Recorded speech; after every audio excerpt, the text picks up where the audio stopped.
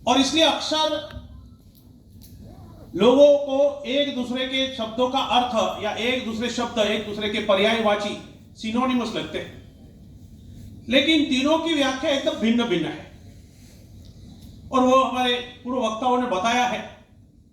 और मुझे बहुत आनंद हुआ कि जब एक डॉक्टर ने पूछा कि राष्ट्र और देश एक किसको लगता है, जरा हाथ खड़ा कीजिए, तो किसी ने हाथ खड़ा नहीं किया, यानी वह क्लियर कि राष्ट्र और देश एक नहीं है।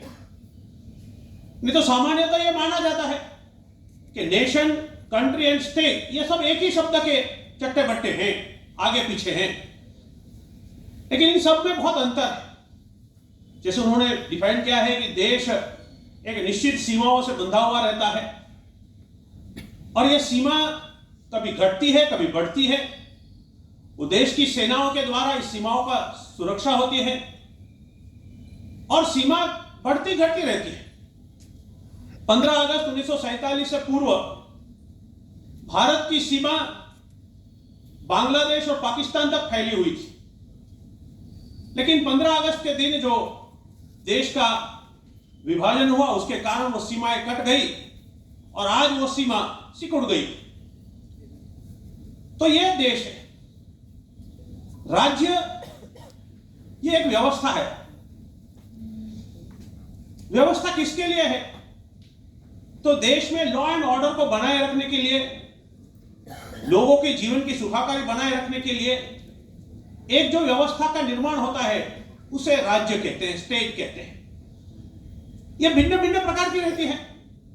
कहीं पर सरमुखत्यारशाही रहती है, कहीं पर प्रेसिडेंशियल फॉर्म रहता है, कहीं पर लोकशाही का हमारे जैसा यहां पर फॉर्म है, पार्लियामेंट्रियन फॉर्म रहता है। तो अलग अलग प्रकार की राज्य की व्यवस्था रहती है।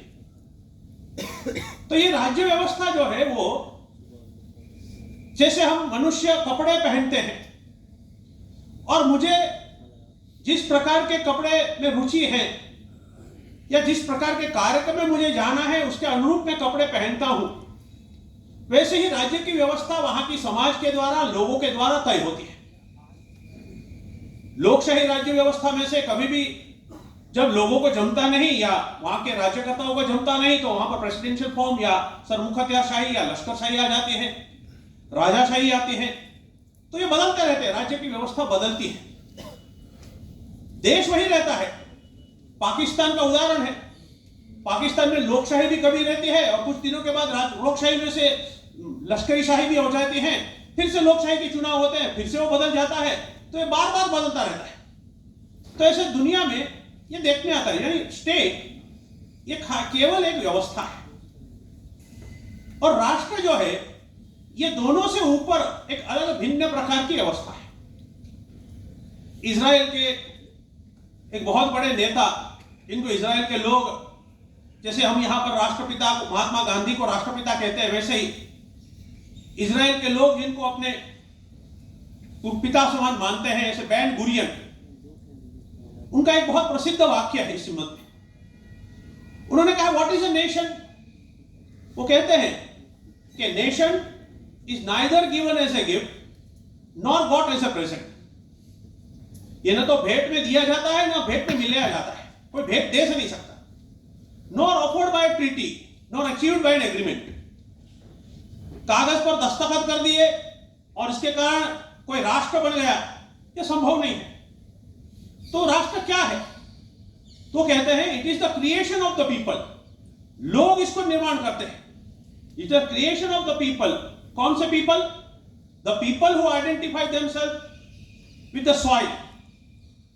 The people who identify themselves with the soil where they suffer, where they toil, shedding their blood, shedding their tears, shedding their sweat, not for a day or two, but from generations up to generations. तो ऐसा राष्ट्र बनता है, यानी लोगों का समूह किसी एक भूमि के साथ अपने आप को जोड़ता है, उस भूमि पर अपने पसीने को, अपने खून को, अपने आंसुओं को बहाता है और उस भूमि के साथ अपना एक संबंध प्रस्थापित करता है। जो मेरे पूर्व वक्ता ने कहा, माता पृथ्वी, माता भूमि ही पृथ्वी, पुत्रो पृथ्वी। तो एक भूमि के पुत्र हूं, हम इस पृथ्वी के पुत्र हैं, हमारी माता यह भूमि है यह जो भाव अपने संस्कृति में निर्माण हुआ, यह डॉक्टर बेन गुरियन कहते हैं। तो साथ में रहने के कारण, सालों साल परिश्रम करने के कारण, एक साथ रहने के कारण जो बनता है वो राष्ट्र बनता है। और इसलिए सवाल यह आता है कि पाश्चात्य देशों में या पाश्चात्य समाज में राष्ट्र की अवधारणा और भारत की राष्ट्र की अवधारणा, इसमें इतना बड़ा अंतर है। क्योंकि जब पाश्चात्य देशों ने अपनी आंखें खोली, तब यह भारत राष्ट्र के स्वरूप में पृथ्वी पर विद्यमान था। और वहां से जब लोग यहां पर आए, तो उन्होंने यहां पर जो व्यवस्थाएं देखी, उन्होंने जो यहां पर संस्कृति का विकास देखा, वो देखने के बाद उनकी कल्पना में भी नहीं आ सकता था कि ऐसा कुछ हो सकता है। इसलिए स्वाभाविक शिक्षा में ऐसा मानते हैं कि फ्रॉम नोन टू अननोन। तो हम कुछ भी बातें जब बताते हैं तो समझते कैसे हैं? तो हम जिसको जानते हैं उसके साथ उसकी तुलना करते हैं, और तुलना करने के साथ बाद में बताते हैं कि हाँ, ये करीब इतनी से ऐसा ही। तो वहां पर उनकी राष्ट्र की जो कल्पना थी, राष्ट्र की अवधारणा थी, वो बिल्कुल भिन्न थी। और यहां पर वैसा कुछ था ही नहीं। अगर नहीं था तो उनको लगा ये हो ही नहीं सकता। और इसलिए पाश्चात्य विद्वानों ने भारत के लिए जो कहा है, मैक्स मुलर जैसे बहुत बड़े विद्वान जो साहित्यकार अंग्रेज में माने जाते हैं, उन्होंने क्या कहा है? उन्होंने कहा, Indians are a nation of philosophers and Indian intellect is lacking in political and material speculation and that the Indians never knew the feeling of nationality. यानी ये केवल फिलोसोफर्स की कंट्री देश है, विद्वानों का देश है, और इनमें कभी भी भौतिकता और राष्ट्रीयता के बारे में इनके पास कभी कुछ ध्यान ही नहीं था, कुछ ज्ञान ही नहीं था। क्योंकि उनकी वहां की राष्ट्र की जो कल्पना थी वो स्टेट के साथ जुड़ी थी। स्टेट यानी किंग, उस समय तो राजाशाही थी, तो राजा, उसका सैन्य और उसका एडमिनिस्ट्रेशन, प्रशासन, ये तीनों के आधार पर राष्ट्र निर्माण होते थे। एक राजा अपनी सेना के साथ में दूसरे राज्य के ऊपर